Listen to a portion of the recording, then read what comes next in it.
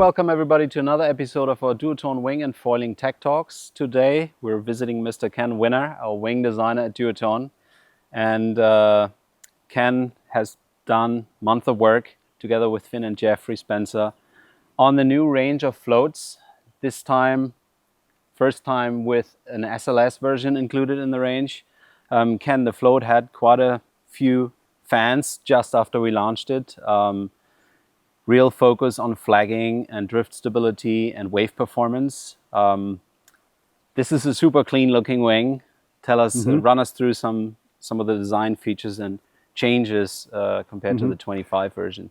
Well, in the first version, we spent a lot of time working on the outline, the dihedral, and we wanted to make sure that we had some shape out here in the quarter span areas, and that worked out really well.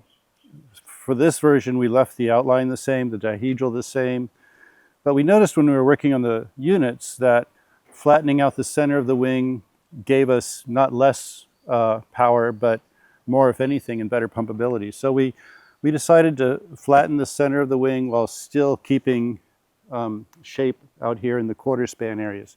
Now you'll notice on this wing, when you look at it, you see the canopy looks a little wrinkled here. Well, that's not a mistake. That's intentional, because when the wind fills this area, it smooths out perfectly, and it also has quite a bit of profile shape there, which gives the wing really good power when you're sheeted in.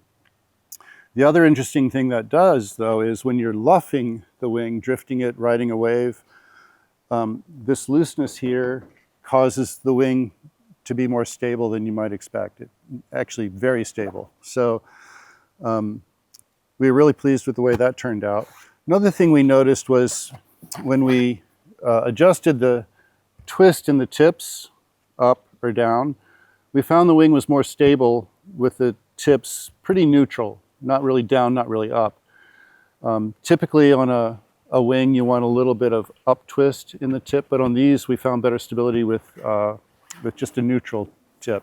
Every now and then you guys sent us some prototypes over to Europe. And I remember the first time you sent me, I think a 4 meter it was. The first thing I realized is how stable the draft position was and how forward locked on the front hand it was. Like there was if you sheet in, sheet out, that was super smooth. Yeah. And another thing I noticed, the wing stays up longer. If I'm going with the bumps, following the bumps, the wing just stays up longer than the previous version. Yeah, it stays, the trailing edge doesn't drop as easily. Yeah. You don't feel gusts and lulls as much with this version. You have a better top end than the older version. And one of the things we did have to work on was keeping the center of effort forward. When you make a wing flatter than the old one was, the first thing we noticed was it had a tendency to go a little more draft back, and so we would get more pressure on the backhand, which we didn't want. So we focused on making sure we were keeping the shape forward in the profile, which helps keep the pressure on the front hand and not so much on the backhand. When you're sheeting in, sheeting out, it really stays front hand oriented, which we really liked. Mm-hmm.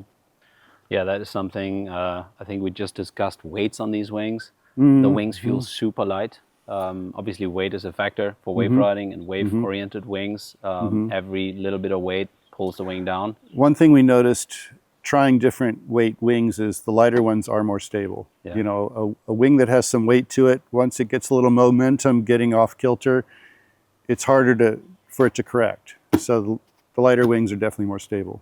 So reason same as the 25 float, no heavier stiffening mid-panel, no windows. Yeah, so to get the center of the wing stiffer, we kept the leading edge diameter a little bit bigger.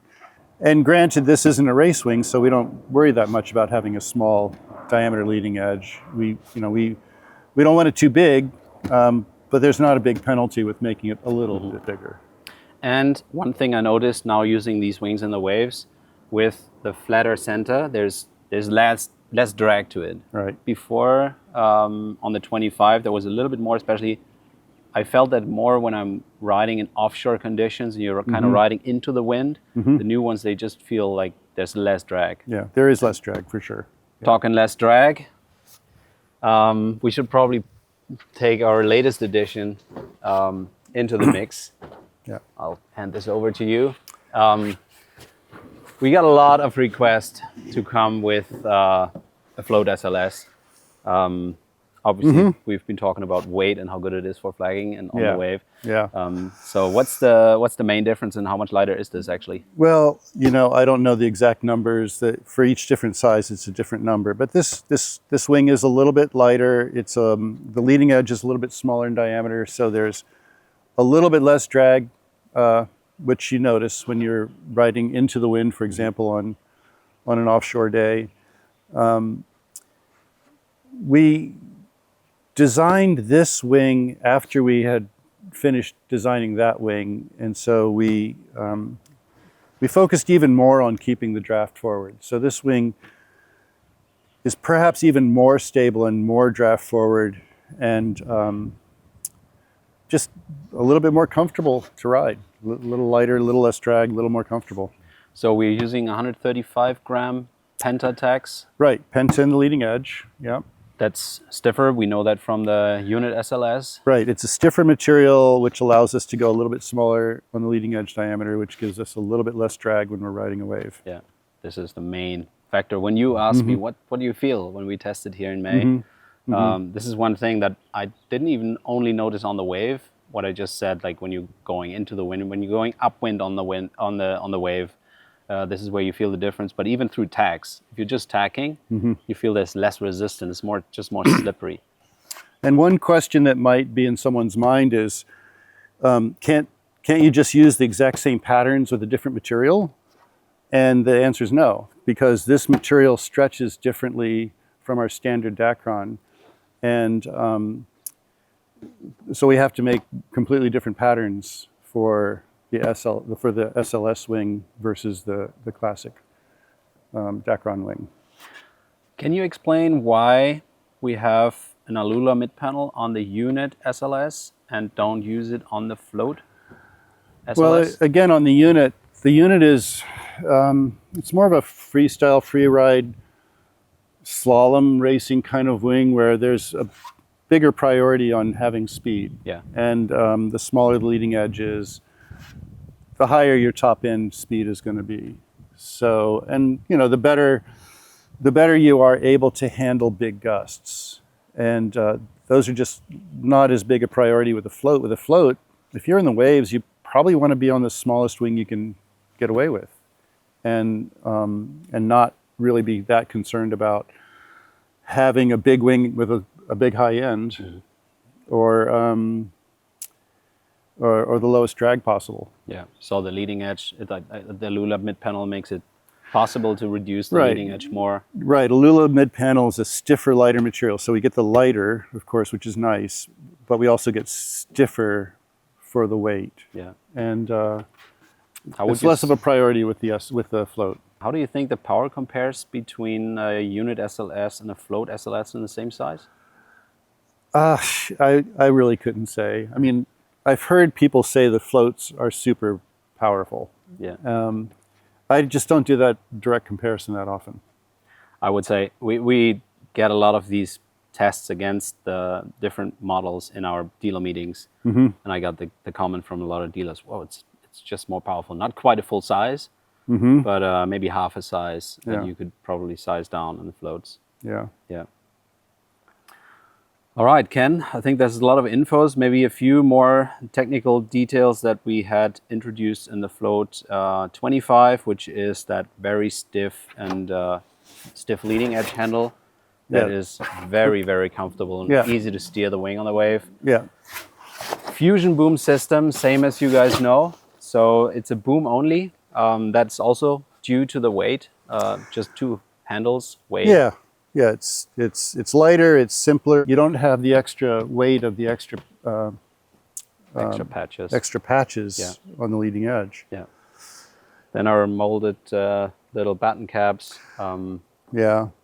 Is there more mini battens? Yeah, so we have 6 mini battens, and the thinking there was if we really want to keep the center of effort forward on the wing, we want to make sure we're not cupping the trailing edge at all. And the mini battens help us have a really straight release to the trailing edge without getting flutter. So we figured the trade-off there was worth a tiny little bit more weight in the trailing edge. So one last point that I think is worth a mention, we're adding a 2 meter. Right? And the top of the range is still a 5.5. And maybe let's dive into, because that I found highly interesting when we tested in May, inflation pressure. There's a bit of a change compared to the previous ones. Yeah, that's the weird thing. Yeah, when we tested the 2, at first I kind of hated it, but that was at 11 psi. And then we tried some lower pressure, and at 8 psi it was awesome. So so that just adds the comfort in these gusty, rough, harsh conditions. Yeah. I was running outside Camp 1 here with you on a 2 meters, 2.5s, and they were so comfortable. And on the water, when there was one that we felt a little bit too grunty or a little bit too nervous, too responsive, you just give me the wing. Try again. And that was such a difference. It's something I think most people are not so aware of, how much you can improve the comfort if you are reducing a little bit, or you can add responsiveness and grunt with more, and more comfort with less pressure. I think the thing that's going on here is the wings are getting better, so we're able to notice more subtle differences between wings. And 3 years ago, the wings were, compared to today, a floppy mess. And nowadays they're much more refined, and we notice more subtle differences. Yeah.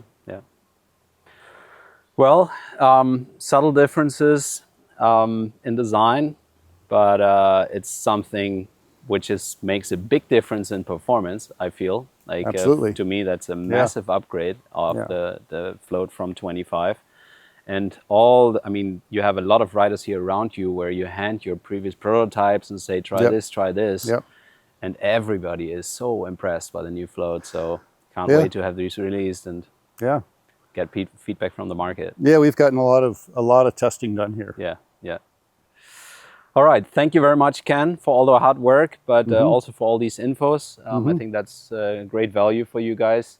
Hey, if you have any more questions on the new Float range, original SLS, leave us a comment below the video.